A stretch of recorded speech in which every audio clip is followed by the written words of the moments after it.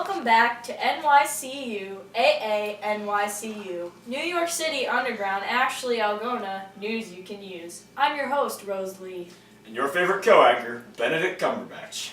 Tonight's top story, viewer discretion is absolutely strongly advised. A man named Frank O. Tranker is currently under investigation for his alleged war crime several years ago under the nickname Gentle Hands. Well, I can't say anything is proven. Another man, by the name of Nick DeLuca, is trying to find what he says is the truth. But this so-called truth is not seen by many. We have reports from those close to DeLuca that he has accused Gentle Hands of murdering his cousin, Rosalina DeLuca, during the Second World War. According to the newspaper The Record, Tranker was part of the terrible acts of the Holocaust. Rosalina DeLuca was killed in Auschwitz 15 years ago when she was among the Roman Jews transported from Italy to the infamous Polish concentration camp in 1943. Information concerning her treatment and death was documented by one of the few Jewish survivors from Rome. The New York Record states that Tranker was known for his ironic name Gentle Hands at Auschwitz because of his habit of often playing the opera Tosca to torment the homesick Italian females. The article describes the day when young Rosalina DeLuca snuck the collar off of a dead guard dog thought to be poisoned by another prisoner. After she was forced to stand naked in the snow for 2 hours, Tranker offered her a coat and hot soup.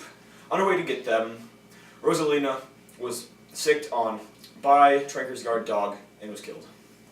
Little is known about Tranker, who now resides in Montauk. The shopkeeper describes him as a good-hearted man who has a love for animals and always keeps a smile and a friendly word for others. Many spoke of his strikingly handsome appearance, and the article mentions that he was one of the youngest members of the SS officers at Auschwitz. They are known for his imposingly good looks. We now go to our field reporter, DeBrickashaw Ferguson, who has interviewed many throughout the day.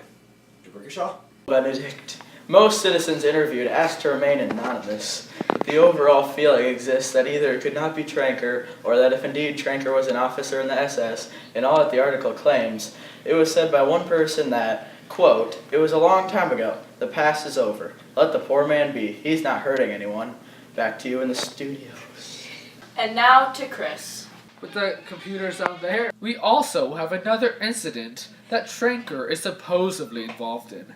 In one part of the article later released, it is said that 99 people have been squeezed into a cattle car, including many children younger than DeLuca. A scorching sun beat down on the roof, and inside of the car became suffocating. The passengers were mostly families of good, standing people in their communities, people of the culture. But as hours passed, the pressure built. Those who had to relieve themselves with no facilities had no choice but to go where they stood. The stench was quote-unquote unbelievably horrid. Babies cried, the elderly moaned, and the sick begged for water and air. Fear increased until there was a bedlam inside the car, speeding out of Rome and out of Italy. Their destination unknown to the prisoners. Now to the Brickashaw. Immediately after they left the cattle cars at Auschwitz, they were marched past Renner and Tranker, who sorted them with a glance. Condemned to death were all mothers, anyone under the age of 13, the pregnant, the deformed, invalids, the sick, the exhausted, the people who only seemed sick from their torturous ride there, and all women and men over 50. A group of women, some pregnant and some carrying babies, were about to enter the gas chamber. Somehow, Tranker had found out one of them was a singer. He ordered her to sing to him and dance to a song. As she did, she seized Renner's gun and shot him in the leg. Renner survived. Then Tranker ordered his dog to attack and kill her. I must say, this is a very sad story to be reporting about. Now to the Brickashaw. Well, on a much lighter note, the pandas at the local zoo had twins. Aww. We'll be right back after this commercial break. Is your cat fat? My cat's so fat, I can use her as a shot put. It's probably because they eat Meow Mix.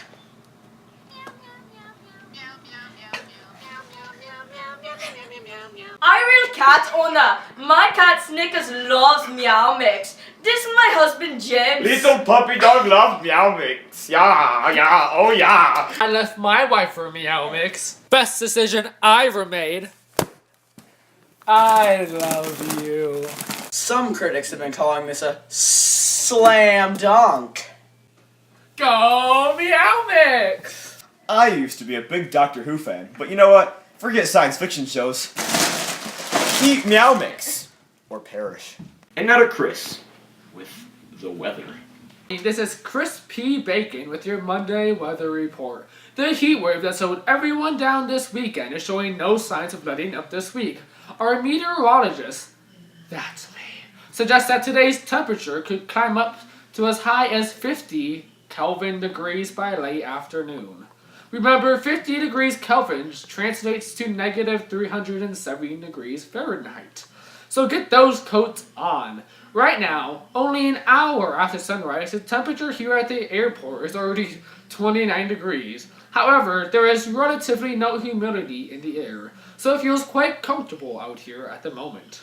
Unfortunately, there's also no rain in the forecast for the next 5 days. This is bad news for the thirsty forest fires that sweep the nation. Looks like setting up in a tent in the backyard isn't the only way to stay cool to sleep tonight if you don't have air conditioning. That's all for today's weather report. Stay tuned for the morning traffic. Good morning, Greater Algona community. It's Benedict Cumberbatch of the NYCU AANYCU Traffic Chopper, brought to you by Subway. Eat, semi-fresh, I guess. Now, as you can see, there's quite the scene unfolding behind us. The rainy weather isn't doing any favors for traffic on the major roads this morning. It seems there's a minor 19-car pileup east on McGregor, but do not worry. It was only caused by this tipped-over truck that released the Chupacabra, the Minotaur, and some man-wolf hybrid. We don't really know what it is. But they're being taken to Plum Island, where they will be contained and tested on. The police are currently cleaning up the situation. Also, there's a minor 4-turtle jam going on 9. The turtles are being cleared away, and it will soon be safe to travel out again. The oil geyser that sprang up last week still has not cleared up, but it is okay. We are finding a big, suitable company to collect the oil from the geyser and refine it into gasoline. Back to the studio! Now we're back with our Monday Matchmaker interviews. Today, we are on the phone with Sky Pennington and Buddy Boyle. Hello. So how long have you two been dating? Well, for about the whole summer. And how has your relationship been going thus far? It is truly subtle. I know we both just love being in each other's company. Great! Do you guys have any stories you would like to share with us about your time together? Well, Sky and I just love going up to Montauk to see my grandfather. He is a great guy who Sky just loves to talk with. I am currently living with him right now. Yes, he has just the best stories ever. And I just love listening to everything he has to say.